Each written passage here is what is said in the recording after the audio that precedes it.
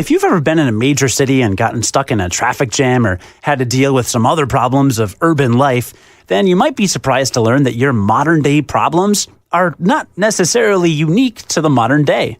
That's according to today's guest for the second part of our Sunday Cities miniseries, Monica L. Smith. She's an archaeologist and a professor in the Department of Anthropology at UCLA, and she's the author of a new book called Cities, The First 6,000 Years. I asked her about when traffic and congestion started to really plague cities, and here's what she told us. Well, actually, even the problems of traffic are not new. There's an ancient Roman writer, Juvenal, who talks about walking down the sidewalk and you can't move because there's a crowd ahead of you and people are poking you in the ribs. So even the problems of traffic are not things that are unique to the modern world, nor are problems like trash.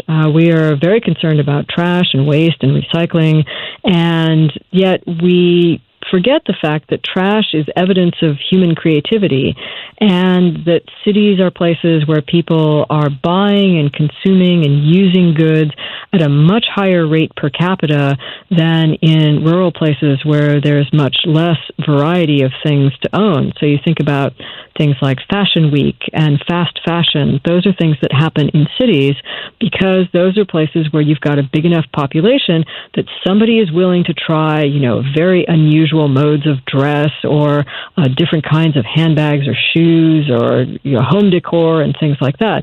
So I think, first of all, we have to recognize that cities are places of creativity that come with some challenges like trash that we can then learn to manage better. So trash, transportation, infrastructure, maintenance.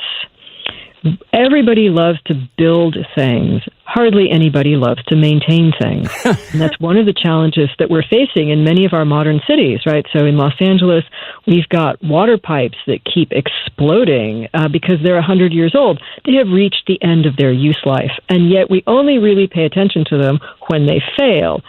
That is a challenge and a problem that we can surmount, but it requires thinking about it differently. It requires us to keep in mind that maintenance can be just as expensive as new construction or sometimes even more expensive. So we have to accept that cost of maintenance. And going back to trash, I think I've always had kind of the misconception that ancient cities maybe didn't have to deal with trash as much as we do because they didn't have plastic and things that don't break down. They used a lot of natural materials. Is that not right? Well, I can tell you that as an archaeologist, every ancient city that I have ever been to, worked at, or read about is absolutely full of trash.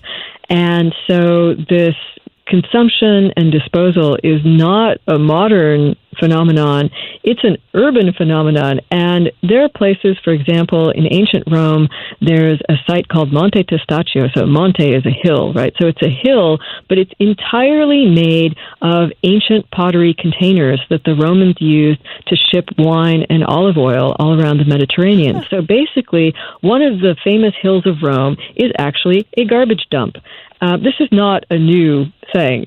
People have been using and throwing away. This idea of a disposable culture is something that you see in ancient cities just as much as you see in modern cities.